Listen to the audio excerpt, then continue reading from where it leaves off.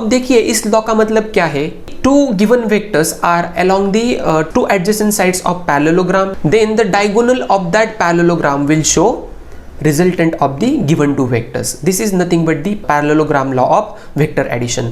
चलिए प्रैक्टिकली समझते हैं parallelogram law of vector addition क्या है। Suppose this is the point O, this is point A, this is point B and this is point C. Okay guys, and this is nothing but the vector P bar and this is nothing but the vector Q bar, and this theta is the angle between vector P bar and Q bar.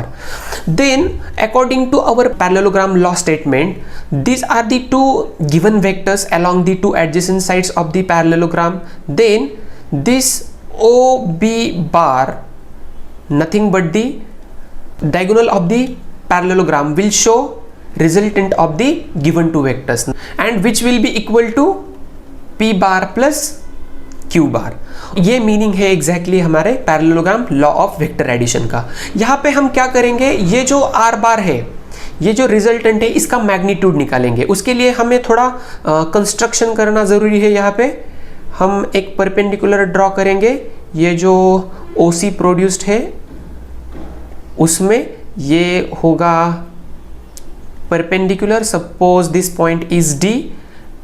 Okay, according to parallelogram law properties, this will be also P bar and this side will be Q bar. Okay, और ये भी vector रहेगा। All right guys, so let us consider triangle OBD.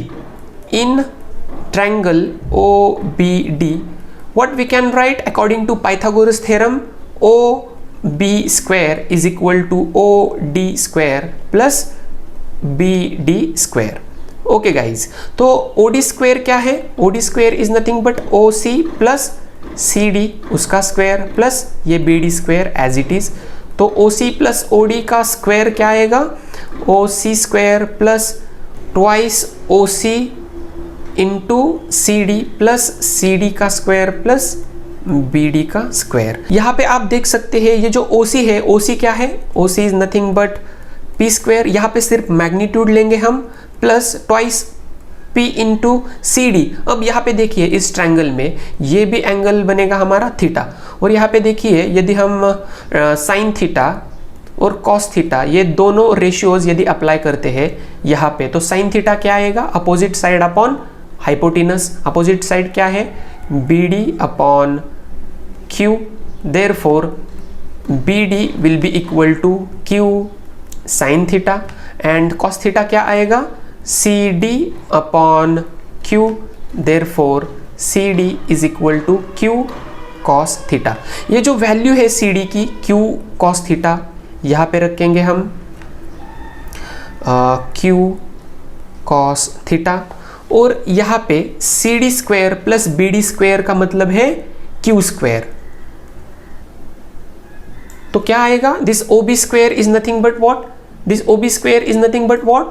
R square. So simply I can write R square is equal to P square plus Q square plus twice PQ cos theta. So simply R, nothing but the magnitude of the resultant, is equal to P square plus Q square plus twice PQ cos theta. तो guys ये होता है magnitude of the resultant of the given two vectors along the two sides of the two adjacent sides of the parallelogram.